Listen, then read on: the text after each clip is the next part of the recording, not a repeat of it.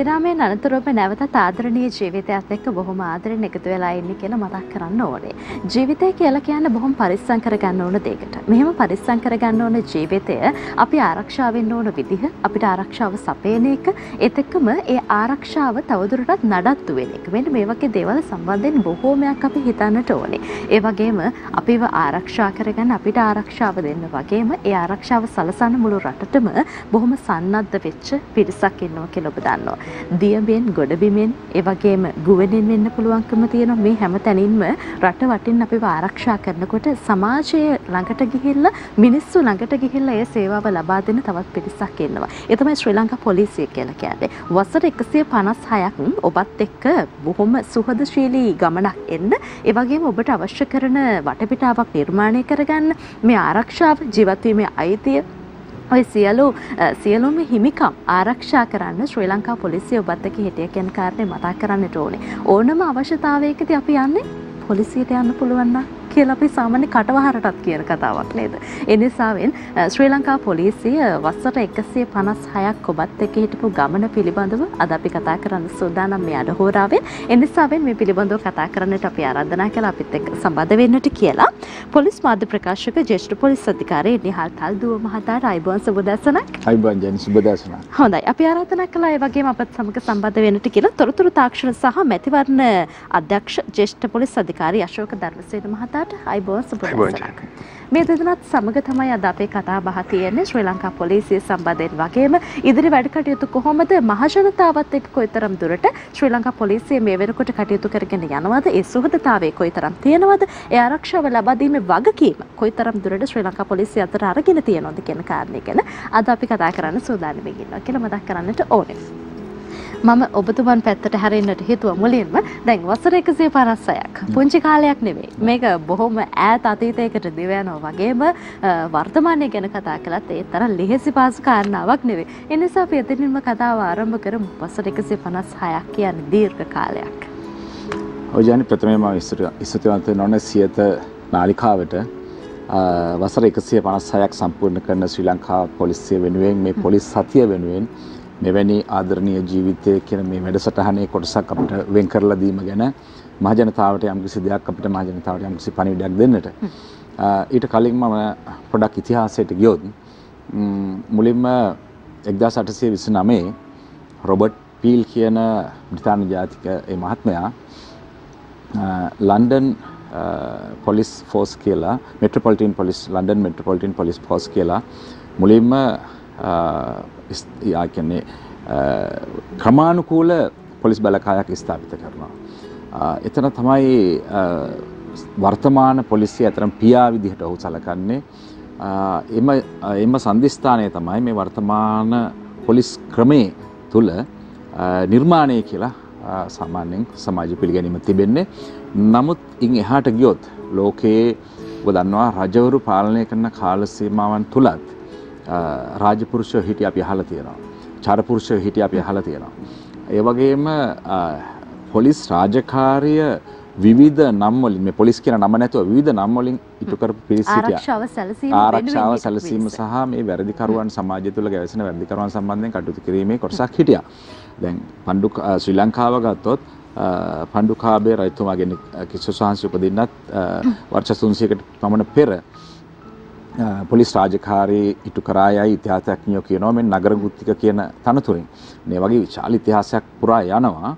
මම මේ කොටස පොඩ්ඩක් මතක් කරේ පොලිස් රාජකාරී කියන එක මේ සමාජයේ මානවයාගේ නිර්මාණය වෙලා ඔහු ලෝකේ පුරා සංසරණය වෙන්න ගත්තට පස්සේ, කාර්මික විප්ලවය ඇති වුණාට පස්සේ, ලෝකේ පුරාම විලඳාම් කරන්න පටන් ගත්තට පස්සේ මෙවැනි මානව ක්‍රියාකාරකම් වැඩි වෙමින් එනකොට මෙහි අවශ්‍යතාවය වැඩිපුර දැනෙන්නට ගත්තා. ඒ තුල නිර්මාණය වෙච්ච ආයතනයක් තමයි මේ පොලිසිය කියලා කියන්නේ. ඉතින් එවැනි පොලිසියක් ලංකාවේ ඇත්තටම රජවරුන්ගේ කාලේ ඉඳලා තිබුණා කියන කාරණේ මම කිව්වා. ඉන්පසුවත් විවිධ අවස්ථාවලදී විවිධ නම් වලින් මේ තත්ත්වයේ මේ රාජකාරී ඉෂ්ට වුණා. ඉන් පසුව විශේෂයෙන්ම ඔබ දන්නවා ලන්දේසි පෘතුගීසි සහ ඉංග්‍රීසි පාලනයට අතීත කාල සීමාව තුළ ඔවුන් විසිනුත් මේ විවිධ ආකාරයට මේ රාජකාරී ඊට කිරීම සිද්ධ කරා. නමුත් මුලින්ම 1866 සැප්තැම්බර් 3 තමයි දැන් වර්තමානයේ ලංකාව තුළ ස්ථාපිත වෙලා තියෙන පොලිසියේ ආරම්භය කියන ආරම්භය සලකන්නේ මොකද පොලිස් දෙපාර්තමේන්තුවක් විදිහට ලංකාවේ ප්‍රථම පොලිස්පතිවරයා විදේශීය ජාතිකයෙක් GWR කැම්බල් කියන සර් GWR කැම්බල් කියන මහත්මයා GWR කැම්බල් කියන මහත්මයා තමයි මුලින්ම විදේශීය ජාතිකයෙක් ලංකාවේ පොලිසිය ස්ථාපිත කරන්නේ. ඉන් පසු කාලින 1947 දී සර් රිචඩ් ඩල්විහාර තමයි ශ්‍රී ලාංකේය මුල්ම පොලිස්පතිවරයා. ඉතින් මේ ආකාරයට වසර පොලිස්පතිවරු 35 දෙනෙක් යටතේ පොලිසිය පාලනය වෙලා තිනවා. වර්තමාන පොලිස්පතිතුමා තමයි CD වික්‍රමරත්න මැතිතුමා වර්තමාන 35 වන පොලිස්පතිවරයා. ඒතර මේ ආපු ගමන් මගේ ඔබට තේරෙනවා ඇති මේ අවුරුදු 156ක් කියන්නේ පරම්පරා කීපයක්.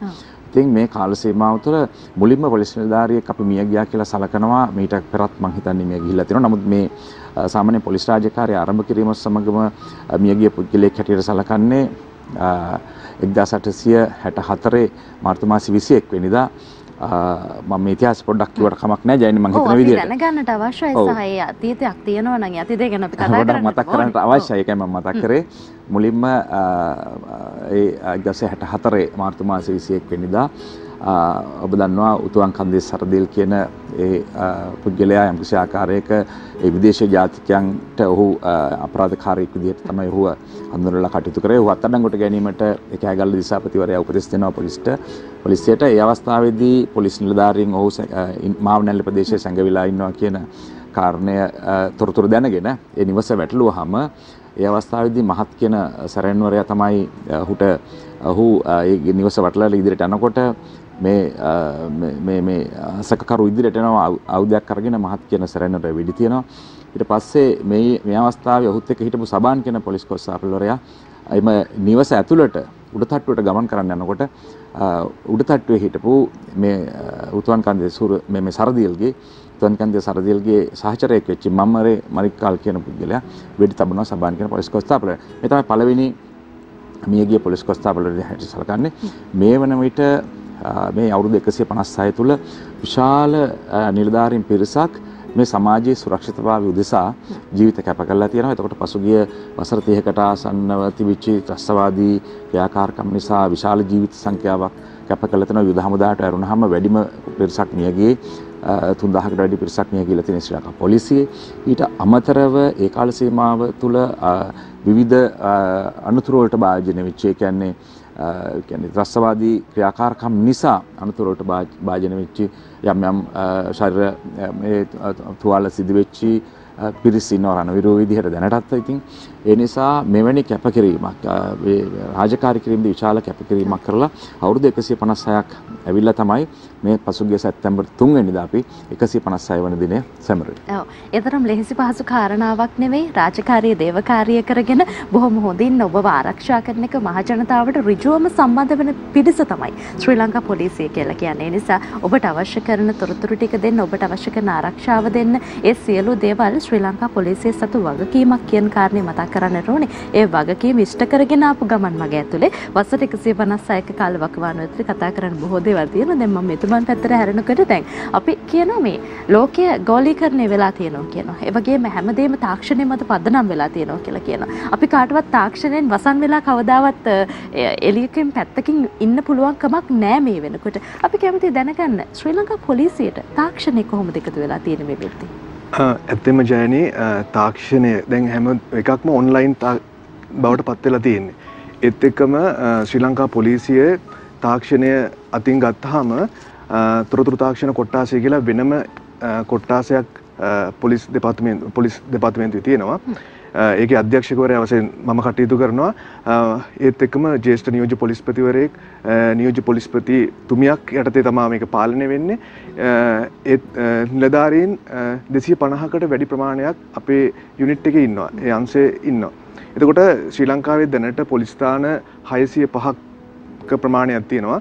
මේ 605ම අපි VPN, ඒ කියන්නේ Virtual Private Network System එකකින් ඔක්කොම ලින්ක් කරලා තියෙන්නේ. එතකොට පොලිස් මූලස්ථානයේ යම්කිසි තොරතුරක් පණිවිඩයක් ලබා දෙනවා නම් ඉතාමත්ම කෙටි වෙලාවකින් අපේ police.gov.lk මේල් එක හරහා සෑම පොලිස් ස්ථානයකටම ලැබෙනවා. ඒත් එක්කම අපරාධ ස්ථානවල CCTV කැමරා දර්ශන ගැනීම, ඒත් එක්කම දැන් වර්තමාන සමාජය ගත්තාම අපරාධ ගොඩාක්ම සිදු වෙන්නේ මේ Facebook කරා, WhatsApp කරා වගේ සමාජ මාධ්‍ය හරහා වෙන අපරාධ. ඒවා අපිට දැන් මේ බලන්නත් පුළුවන්කමක් තියෙනවා කොහොමද මේ තත්ත්වයන් තාක්ෂණයත් එක්ක උපයෝගී කරගෙන තියෙන එක කතා කරන ගමන්ම අපි බලමු ඒක. ඔව් එතකොට අපි 156 වෙනි පොලිස් දිනයේ සමගාමීව අපේ වෙබ්සයිට් එක, ඒ කියන්නේ www.police.lk කියන වෙබ්සයිට් එක අපි නව ආරයකින් මහජනතාවට ඉදිරිපත් කරා. එතකොට මේ වෙබ්සයිට් එක ගත්තාම මේක භාෂා තුනින්ම තියෙනවා. අපි ඉදිරියේදී ඒක දැන් ක්‍රියාත්මක වෙමින් කරගෙන යනවා. ඒත් එකම Facebook, WhatsApp, Instagram මේ සියල්ල අපේ යන්න පුළුවන් තත්වයක් අපි හදලා තියෙනවා. ඒත් එකම මේකේ ගත්තාම වෙබ්සයිට් එක ගත්තාම මේ වෙබ්සයිට් එකේ අපි දාලා තියෙනවා ක්ලියරන්ස්. ඒ කියන්නේ පිටරට විදේශගත වෙන්න යම් කිසි කෙනෙක් ඇප්ලිකේෂන් එකක් දානවා නම් ඒක ඔන්ලයින් ගිහලා ඇප්ලිකේෂන් එක ඩවුන්ලෝඩ් කරගෙන පොලිසිය සම්බන්ධ නිල පුවත් බලා ගන්න පුළුවන්කමක් තියෙනවා. ඒ වගේම අස්ථාන වුණු සොරකම් රද්ද ජංගම දුරකථන යම් කිසි කෙනෙකුගේ ජංගම දුරකථනයක් අස්ථානගත වුණා නම් ඒකට අපි වෙබ්සයිට් එකට ගිහිල්ලා ඉවරලා www.ineed.police.lk කියන වෙබ්සයිට් එකට ගිහිල්ලා ඉවරලා ඒ අස්ථානගත වෙච්ච ජංගම දුරකථනය සම්බන්ධයෙන් පැමිණිල්ලක් ඔන්ලයින් දාන්න පුළුවන්. දාලා ඉවරලා අපරාධ පිළිබඳව පුළුවන්කම තියෙනවා කියනවා නේද? ඔව් ඒ වගේ තාක්ෂණයක් දැන් අපි වර්තමානයේ වෙච්චාම පාවිච්චි කරනවා ශ්‍රී ලංකා පොලිසියේ. තාක්ෂණයෙන් ඉතාමත්ම සන්නද්ධයි. මං යටතේ ඉන්නවා වෙබ්සයිට් එකක් ඩෙවලොප් කරගන්න පුළුවන්, ඩේටාබේස් එකක් හදාගන්න පුළුවන්. තාක්ෂණය සම්බන්ධයෙන් පරිගණක ඉංජිනේරුවරු පවා ශ්‍රී ලංකා පොලිසියේ දැනට ඉන්නවා. වෙබ්සයිට් එක ඇතුළට ගියාට පස්සේ මෙන්න මේ වගේ තොරතුරු ගණනාවක් දැනගන්න පුළුවන්කම තියෙනවා කියලා තමයි ඔබතුමා සඳහන් කරන්නේ. ඒ නිසා අර හිතපු ඇසෙල්ලකින් තොරතුරක් දැනගන්න ඕන වෙනකොට ඔන්න ශ්‍රී ලංකා පොලිසිය මේ වෙනකොට මේ අරගෙන යන ක්‍රමවේදය ඇතුලේ ඔබට ඒ සියල්ල එකතු කරගන්න පුළුවන්. එතකොට කාලය, ශ්‍රමය, ධනය මේ හැම දෙයක්ම ඉතුරු කරගන්න පුළුවන් සහ අපිට හොඳ ආරක්ෂාවක් තියෙනවා මේකත් එක්ක නේද? ඒ නිසා අපි ගැන තවත් වැඩිදුර කතා කරන්නට ඕනේ. මේ අපි දැනගන්නට කැමතියි මාධ්‍ය ප්‍රකාශකතුමනි දැන් හුඟක් තැන්වලදී දැන් අර මම කලින් කතා කරපු කාරණාව ඇතුළේ මහජනතාවට ඍජුවම සම්බන්ධ වෙන පිරිස තමයි ශ්‍රී ලංකා පොලිසිය කියලා කියන්නේ. ඒ නිසා ඒක ලෙහෙසි නැහැ. ඒ නිසා ඔවුන් ගෙන්නෙන ෆැමිලි ටික බලන්න ඕනේ. ඒ වගේම ඔවුන්ගේ ආරක්ෂාව සලසන්නට ඕනේ. ඒ වගේම අපරාධ පිළිබඳව මේ වගේ විවිධ දේවල් සම්බන්ධයෙන් හිතන්නට ඕනේ. ඒ නිසා කොහොමද මේ සම්බන්ධතාවය ගොඩනගාගෙන තියෙන්නේ මේ වෙද්දී? ඔව් ඇත්තටම ජයනී මම හිතන්නේ මම ඉස්සෙල්ලා ඊට කලින් අර ගියපු ස්ලයිඩ්ස් ගැන පොඩ්ඩක් පොඩි පැහැදිලි කිරීමක් තව චුට්ටක් උණුපුරුණයක් කරන්න කරත් හොඳයි කියලා හිතුණා. ඉතින් මුලින්ම ඇත්තට මේ පළවෙනි එකේ පෙන්눔 කෙරුණේ පොලිස් වෙබ් අඩවිය. පොලිස් වෙබ් අඩවිය ඇත්තටම කලිනුත් අපේ පොලිස් වෙබ් අඩවියක් පැවතුණා දැන් කාලයක් තිස්සේ. නමුත් වර්තමාන පොලිස්පතිතුමා කිව්වා මේක මහජනතාවට සමීප වෙන ආකාරයකට මේක නවතාවකින් නැවත සකස් වෙන්නට ඕනේ. නිසා පොලිස් තාක්ෂණයේ අධ්‍යක්ෂතුමාට බාර දුන්නා ඒකේ තාක්ෂණික පැත්ත ආවරණය කරන්න කියලා. ඒ අනුව තාක්ෂණික පැත්තෙන් අලුත් ස්වරූපයකට මේක සකස් කළා. දැන් අපි පොලිස් මාධ්‍ය කොට්ටාශය විසින් ඉදිරියේදී බාර ගන්නවා. බාරගෙන සම්පූර්ණ මෙහෙයුම් කටයුතු සහ පොලිස් ඒ කියන්නේ වෙබ් අඩවිය පවත්වාගෙන යාමේ කාර්යභාරය මාධ්‍ය කොට්ටාශය බාර අරන් ඉදිරියේදී අපි මාධ්‍ය කොට්ටාශය මගේ ඒ කරනවා. ඒට අනිත් කාරණේ තමයි 119 කියලා ඔබ දකින්න ඇති පුවත්පතක යව්. ඒ පුවත්පත ඇත්තටම සකස් කරේ අපි දැක්කා එයත් ඇත්තටම වර්තමාන පොලිස්පතිතුමාගේ යෝජනාවක්. පොලිස් නිලධාරීන්ට ප්‍රවෘත්තිමය වටිනාකමින් යුතු අභ්‍යන්තරයේ අපි විසින් යොමු කළ යුතු තොරතුරු තියෙනවා. ප්‍රවෘත්තිමය ආකාරයට.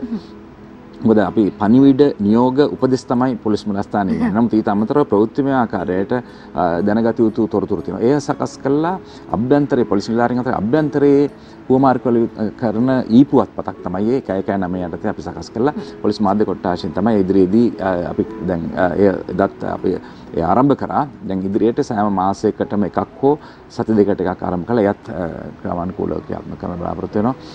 ඉතින් මේ ආකාරයට දැන් ඔබ කිව්වා වගේ ඒ පොලිස් නිලධාරීන් අතර සම්බන්ධතාවය සඳහා ඒක කාරණයක් ඒක. ඒ වගේ තමයි වෙබ් අඩවිය කියන්නේ ඇත්තටම මහ ජනතාව අතර සම්බන්ධතාවය පවත්වාගෙන යාම සඳහා අපි දැන් ආරම්භ කරන්න අදහස් කරලා තිනවා භාෂා තුනෙන්ම මේ පවත්වාගෙන යාමට පොඩි කාලයක් අපිට ගත වෙයි. ඒ සඳහා මොකද මානව සම්පත් සහ ඒ සියලු සම්පත් සම්පූර්ණ. පුංචි වෙලාවක් අපිට දෙන කාලය බලන්නම වෙනවා මේ වෙලාවේ. ඒ නිසා වෙන වෙලාව බලලා ඉමු. ඒකටම නේද? ඔව්. හොඳයි. මොකද ඒ නිසා තමයි අපි කාලේ අවුරුදු 156ක් කියන්නේ මේ කාලේනේ. අවසානයේදී කොහොම හරි මහ ජනතාවට සම්බන්ධ වෙන්න අවශ්‍ය මේ වෙබ් අඩවි අපි සකස් කරනවා. භාෂා 3කින් අපි ඉදිරියේදී පවත්වාගෙන යන්න සැලසුම් කරනවා. මම කියයි පොඩි කාලයක් ගත වෙයි මේ එකරයින් කරන්න පුළුවන් කාරණයක් නෙවෙයි. අපි මානව සම්පත සහ භෞතික සම්පත් සියල්ල ඒකරාශී කරගෙන තමයි අපි කරගෙන යන්නේ. නමුත් ඉදිරියේදී අපි මේ පහසුකම් මහ ජනතාවට ලබා දෙනවා. සියලු තොරතුරු පොලිසිය සම්බන්ධ සියලු තොරතුරු වෙබ් අඩවිය හරහා ලබා ගන්නට. ඒ වගේම 119 පුවත්පත් අවස්ථාව ලබා දීලා තියෙනවා. මහ ජනතාව නිලධාරීන්ට අවශ්‍ය තොරතුරු ලබා ගන්නට. ඒ විතරක් නෙවෙයි අපි පොලිස් මාධ්‍ය කොට්ටාශයෙන් පවත්වාගෙන යනවා සමාජ මාධ්‍ය ජාල සම්බන්ධ විශේෂයෙන්ම මූණු පොත් ගිණුමක් ඒ වගේම YouTube channel එකක් සහ Twitter ගිණුමක් පවත්වාගෙන යනවා. ඉදිරියේදී ඒ තවදුරටත් අපි වැඩි දියුණු කළා මහ ජනතාවට අවශ්‍ය පණිවිඩ ශනික පණිවිඩ දැන් උදාහරණයකට ආපදාමය තත්ත්වයක් වෙන්නට පුළුවන් නැත්නම් මාර්ගයක් ශනිකව වසන අවස්ථාවක් වෙන්නට පුළුවන්. අපි ඉක්මනින්ම මේ සමාජ මාධ්‍ය ජාල හරහා ඒ මහ ජනතාවට දැනුම් දෙන්න අවශ්‍ය පියවර දැන් අපි ගනිමින් සිටිනවා. ඒ මහ ජනතාවත් එක්ක ඉදිරියේදී අපි පවත්වන සම්බන්ධතාවය මම හිතනවා මේ මහ ජනතාව කියලා කියන්නේ අපි ඇත්තටම සමාජයේ ජීවතන වැඩි පිරිස් කැමති නීතිගරුක සමාජයකට. වැඩි පිරිසක් කැමති නීතිගරුක ජීවත් වෙන්න සාමකාමීව ජීවත් වෙන්න. ඒ සඳහා අවශ්‍ය කරන පරිසරය සකස් ඉතිහාසය පුරා අපි අතරම නිර්මාණය කරා. මොකද අපි තේරුම් ගත්තා සමාජයට අපෙන් ඉටු වෙන්න ඕන වගකීම් මොකක්ද කියන කාරණේ. ඒ නිසා තමයි ඔබ දකිනවා දැන් පසුගිය කාල සීමාව තුළ වුණත් ඔබ දකින්නට ඇති පොලිසියෙන් යම් කිසි ආකාරයක යම් පොඩ්ඩක් හෝ යම් දෙයක් ගිලිහුණොත් සමාජය තුළ නිර්මාණය වෙන පසුබිම ඔබට තේරුම් ගන්නට පුළුවන්. ඒ නිසා අපි ගිලිහිනට දෙන්නේ නැහැ. ඒ නිසා අපේ වගකීම අපි ඉෂ්ට කරනවා. ඒ ඉෂ්ට කිරීම වෙනුවෙන් පොලිස් නිලධාරීන් දවස පුරාම පැය 24 පුරා සතියේ දින 7 පුරාම කැපෙලා රාජකාරී කරනවා. ඒ තුළ කිසිම ආකාරයක මේ නීතිය පවත්වාගෙන යාමට නීතිය සාම පවත්වාගෙන යාමට බාධාවක් නොදී මහ ජනතාව ආරක්ෂා කරමින් සමාජ සුරක්ෂිතභාවය සඳහා අපේ කැපවීම කරනවා. ඒ සඳහා තමයි මේ නවීන තාක්ෂණ අපි ඉදිරියට දාගන්නේ මහ ජනතාව තවදුරටත් පහසු වෙන්න සඳහා. ඒ විතරක් නෙවෙයි අපි මේ සමාජ මාධ්‍ය ජාල ඉදිරියේදී අපි දිගටම ප්‍රොජෙක්ට් ගන්න බලාපොරොත්තු වෙනවා. ඊළඟට මේ පැමිණිලි කිරීම සම්බන්ධයෙන් වුණා. දැන් උදාහරණයකට ඔබ දකින්න ඇති කලින් අර I need කියලා පෙන්වුවා. දැන් දුරකථනයක් තමන්ගේ දුරකථන නැති වුණාම ඒ ඊමේල් ලිපිනේ මම හිතන්නේ I need.police.lk කියන ඒ ලිපිනේට දැනුම් දෙන්නට පුළුවන්. ඒ දැනුම් දුන්නාට පස්සේ ඔහුට ඒකට සඳහා පොලිසියට යෑමට අවශ්‍යතාවයක් වෙන්නේ නැහැ. ඒ දැනුම් දුන්නාට පස්සේ ඒ දත්තය අපි ළඟ තියෙනවා. එතකොට යම්කිසි පුද්ගලයෙක් ඒ දුරකථනය කොහේ හරි පාවිච්චි කරොත් ඒ අදාළ ආයතන වලට ඒ තොරතුරු යනවා. ඒ අදාළ ආයතන වලින් ක්ෂණිකව පොලිසියට දැනුම් දෙනවා මෙන්න මේ අහවල් ස්ථානයේ මේ දුරකථනය භාවිත වෙනවා කියලා. ඒ වගේම තමයි සුළු පැමිණිල්ලේ සිට මහා පරිමාණ ප්‍රශ්නයක් දක්වාම අපරාධයක් දක්වාම ශ්‍රී ලංකා පොලිසියට වගකීමක් තියෙනවා. ඒ වගේම මහ ජනතාව පරිස්සම් කරගෙන ඒගොල්ලන්ගේ ආරක්ෂාව සලසන එක වගකීමක් බවට පත් වෙලා තියෙනවා. සුළු පැමිණිල්ලක් සාමාන්‍ය ඉඩමක ආරවුලක් වුණත් අරගෙන එන්නේ පොලිසියට. ඒ නිසා ඉතින් මේ ඒ සබඳතාවය බොහොම වැදගත් වෙනවා නේද? ඉතාම වැදගත් වෙනවා. ඒ නිසා තමයි අපේ ප්‍රජා පොලිස්කරණය කියන එක ක්‍රියාත්මක වෙන්නේ. මොකද නූතන ලෝකයේ පොලිසිය භාවිතා කරන සංකල්පයක් තමයි ප්‍රජා පොලිස්කරණය කියන එක. ඒ නිසා ශ්‍රී ලංකාවෙත් අපි විවිධ අවස්ථාවල විවිධාකාරයෙන් ඒ කියන්නේ යුද්ධ මේ අපේ ත්‍රස්තවාදී ප්‍රශ්නේ තියෙන කාල සීමාවේ වුණත් අපි විවිධ නම් වලින් සිවිල් ආරක්ෂක කමිටුව ඒ ආකාරයෙන් අපි ඇත්තටම මේක පවත්වාගෙන ආවා. දැනටත් මේ ප්‍රජා පොලිස්කරණය අපි ඒ සඳහා වෙනම නියෝජ්‍ය පොලිස්පතිවරයෙක් යටතේ වෙනම කොට්ටාශයක් ක්‍රියාත්මක වෙනවා. ඒ වගේම තමයි සෑම කොට්ටාශයෙම ප්‍රජා පොලිස් නිලධාරීන් අපි පුහුණු කළේ යොදවලා තියෙනවා. ඉතින් ඔවුන් විසින් යම්කිසි කාර්යභාරයක් සමාජය තුළ අදටත් කරනවා.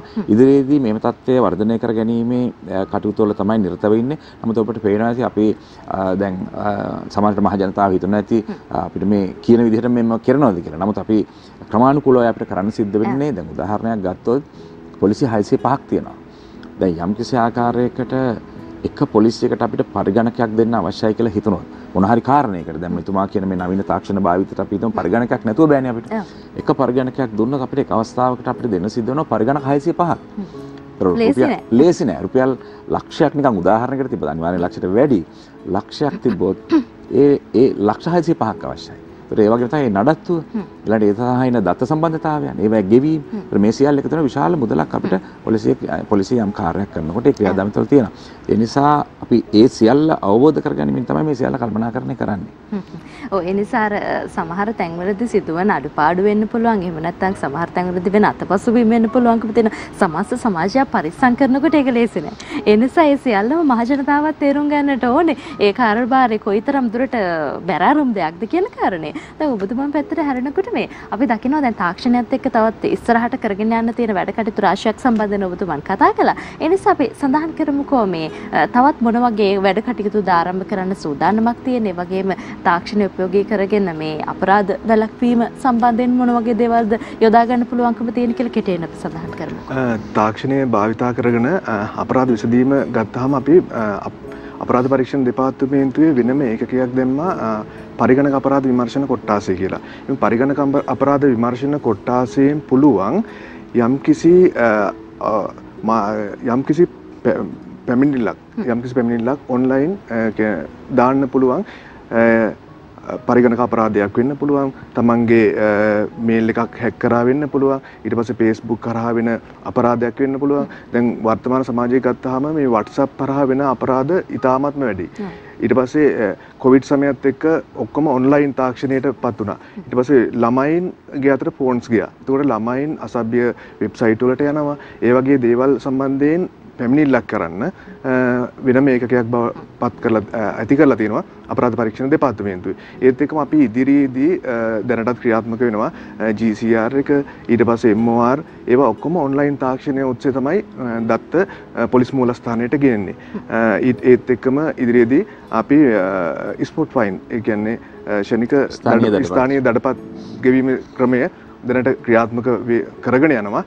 ඒවා ගරු පොලිස්පතිතුමාගේ මැදිහත් වීම යටතේ අපි ඉදිරියේදී කරන්න බලාපොරොත්තු වෙනවා. හොඳයි. වසර 156ක කාලවකවානුවක් ගැන කතා කළා. ඒ වගේම පොලිස් දිනයේ නිමිත්තෙන් වැඩ කටයුතු රාශියක් මේ වෙනකොට කරගෙන යනවා. ඒ නිසා අපි කෙටියෙන් සඳහන් කරමු. මේ කරගෙන යන වැඩ ටික කොහොමද? මේ පොලිස් සතිය වෙනුවෙන් මොන වගේ වැඩ කටයුතු ටිකක්ද කළේ සහ කරන්න බලාපොරොත්තු වෙන්නේ කියලා. ඔව්, ඇත්තටම පළවෙනි පොලිස් දින සැමරුම පොලිස් ක්‍රීඩාංගණයේදී විශේෂ බලකා මූලස්ථානයේ පැවැත්වුවා. ගරු ජනාධිපතිතුමාගේ, ගරු අග්‍රාමාත්‍යතුමාගේ, ගරු කතානායකතුමාගේ ප්‍රධානත්වයෙන් සහ පොලිස්පතිතුමාගේ, ගරු අමාත්‍යතුමාගේ සහභාගීත්වයෙන්, වගේම පොලිස්පතිතුමාගේ සහභාගීත්වයෙන්. ඉන් පසු අපි පොලිස් සතියක් ක්‍රියාත්මක කරනවා ඉදිරි 10 වෙනි දින දක්වා. මේ සතිය තුළ සියලුම දිවයිනේ පිහිටි සියලුම පොලිස් ස්ථාන ආවරණය වන විදිහට, සියලුම පොලිස් කොට්ටාච ආවරණය වන විදිහට අපි වෙනම වැඩසටහන් ක්‍රියාත්මක කරනවා. ඒවා සුබ සාධන වැඩසටහන් වෙන්න පුළුවන්, සෞඛ්‍ය වැඩසටහන් වෙන්නට පුළුවන්, අධ්‍යාපනික වැඩසටහන් වෙන්නට පුළුවන්. ඒ වගේම නිලධාරීන් සඳහා වෙනත් පොලිසියේ නිලධාරීන් සඳහා වෙන සුබ සාධන වැඩසටහන් වෙන්න පුළුවන්. මේ ආකාරයේ වැඩසටහන් 8500කට වැඩි ප්‍රමාණයක් අපි දිවයින පුරාම සංවිධානය කළා මේ වෙනකොට සිදු කරමින් යනවා. ඊට අමතරව අප විශාල වශයෙන් මම මාධ්‍යට ස්තුතිවත් වෙනවා. ඔබ ආයතනය වගේම සියලුම මාධ්‍ය ආයතන විශාල සහායක් ලබා දුන්නා. ඔවුන් විසින් විශාල ප්‍රචාරයක් ඒ සඳහා ලබා දුන්නා. ඒ වගේම තමයි පොලිස් දිනය වෙනුවෙන් සහ පොලිස් සතිය වෙනුවෙන් කරන වැඩසටහන් සම්බන්ධව ඔවුන්ගේ ප්‍රවෘත්ති විකාශන අතරතුර ඒ විශාල ප්‍රචාරණයක් අපිට ලබා දුන්නා. ඒ හරහා තමයි අපි මහ ජනතාවට සමීප වෙන්න උත්සාහ කරන්නේ. ඉදිරියේදී අපි මහ ජනතාවට කියන්නේ ඔබගේ සමාජය, අපේ මේ සමාජය සුරක්ෂිත කිරීම සඳහා, ඔබගේ ජීවිත දේපල ආරක්ෂා කිරීම සඳහා, සමාජ සුරක්ෂිතභාවය සඳහා අපි කැප වෙනවා. ඒ රාජකාරිය අපි කරනවා. අඩුපාඩු තියෙනට පුළුවන් සමත්යේ අපි මේ සමාජයේ සාපේක්ෂ සමාජයක් අපිට තියෙන. සාපේක්ෂ සමාජය තුළ අනිත් ආයතන සහ සියල්ල එකට යන ගමනක් තියෙන්නේ. ඒ ගමන අපි අනිත් ආයතනත් එක්ක, සියලුම බැඳුණු ආයතනත් එක්ක ගිහිල්ලා ඔබ වෙනුවෙන් ඉටු කරන්න තියෙන මේ කාර්යභාරය තවදුරටත් සමාජයට ගැළපෙන ආකාරයට ඉටු කර ගැනීමට හඳුනාගෙන තිනවා. ඉටු කරන විශ්වාසය තබන්න මහ ජනතාවගේ මයිලා සිටින අපට අවශ්‍ය සහයෝගය ලබා දෙන්න. ඒ වගේම තමයි දැන් සහයෝගය ලබා දෙනවා කියන එක මහ ජනතාවකට පැත්තෙන් බලනකොට බොහෝ තරම් දුරට තියෙන කාරණාවක්. ඒ කියන්නේ පොලිසියටත් කරන්න පුළුවන් උපරිමයක් තියෙනවා. ශ්‍රී ලංකා පොලිසියටත් ඔබ පිළිබඳව අවධානය යොමු කරන්නට පුළුවන් උපරිමයක් තියෙනවා. වගේම ඔබටත් ඔබ පිළිබඳව අවධානයක් තියෙන්නට ඕනේ. ඒ නිසා තාක්ෂණය ගැන කතා කරනකොට ඒක හරි ලෙහෙසි දෙයක් නෙවෙයි. ඒ නිසා අපිට තාක්ෂණය පිළිබඳ අවබෝධයක් තිබුණොත් එතනින් එහාට ශ්‍රී ලංකා පොලිසියට යනකම් ඒ තැනට යනකම් තියෙන දේවල් අවම කරගන්න පුළුවන්කම තියෙන නිසා අපි අවසන් වශයෙන් කතා කරමුකෝ. ඒ වටපිටාව කොහොමද අපි නිර්මාණය කරගන්න ඕනේ? ඒ කියන්නේ දැන් කිසිම කෙනෙකුට අපරාධයක් කරලා සැඟවිලා ඉන්න බෑ. ඒ කියන්නේ ෆෝන් ඩීටේල්ස් වලින් පුළුවන්, ලොකේෂන් වලින් ට්‍රේස් කරලා පුළුවන්.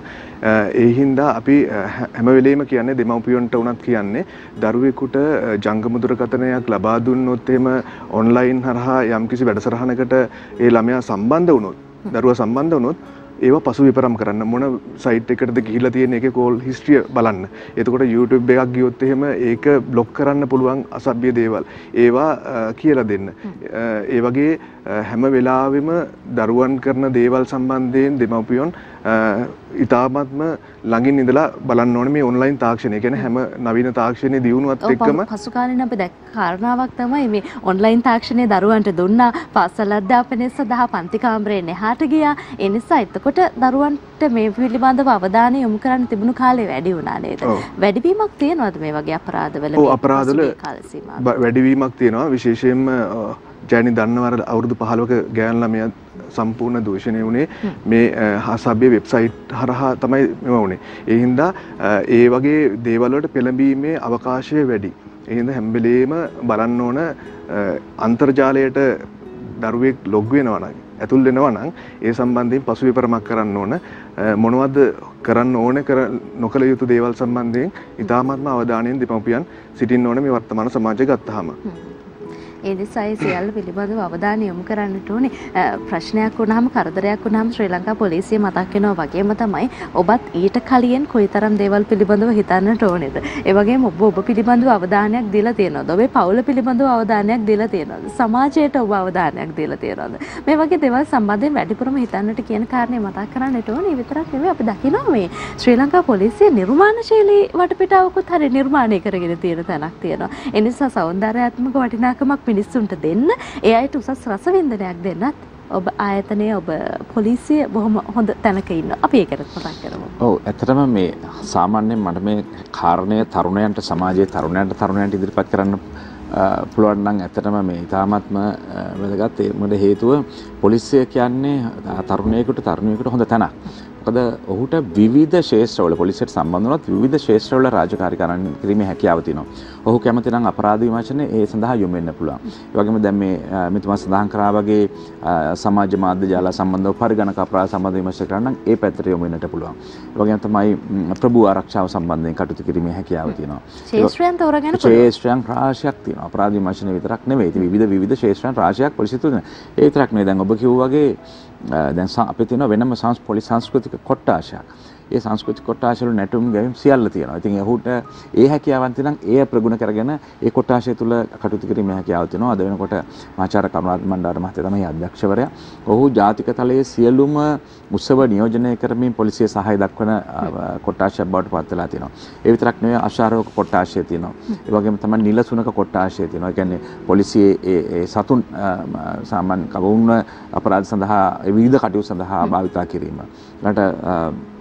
ඊට අමතරව තව ඒ කියන්නේ අපේ තියෙනවා දැන් සොකෝ වගේ අංශ. ඒ කියන්නේ ඒ අපරාධ ස්ථාන පරීක්ෂණ නිලධාරී නොවුන් ඉතා විද්‍යාත්මක අපරාධ පරීක්ෂණ සම්බන්ධයෙන් කටයුතු කරන නිලධාරී. මේ වගේ විවිධ ශේෂ්ත්‍ර ආවරණය වන ආකාරයට කටයුතු කිරීමේ හැකියාව තියෙනවා. ඒ නිසා පොලිසියට බැඳුණු අයෙකුට මේ වගේ ශේෂ්ත්‍ර තෝරාගැනීමේ හැකියාව තියෙනවා.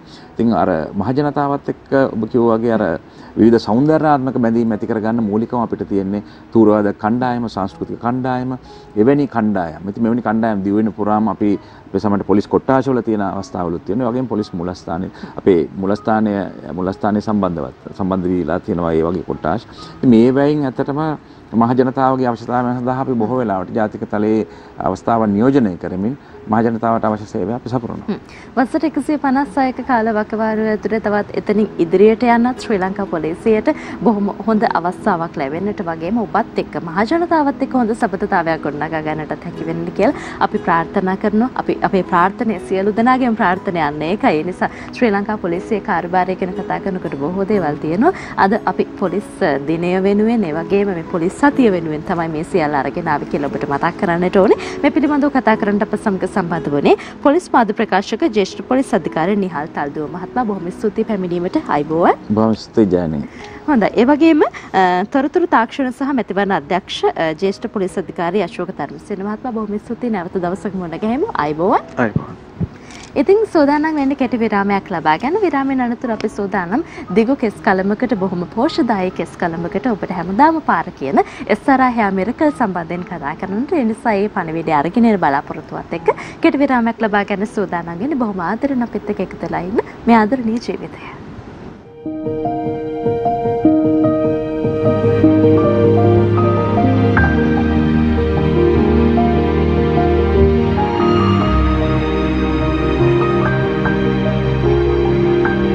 දිනපතා අලුත් වීඩියෝ සහ ප්‍රවෘත්ති නැරඹීමට ඉහත බටන් එක ක්ලික් කර සියත TV සබ්ස්ක්‍රයිබ් කරන්න.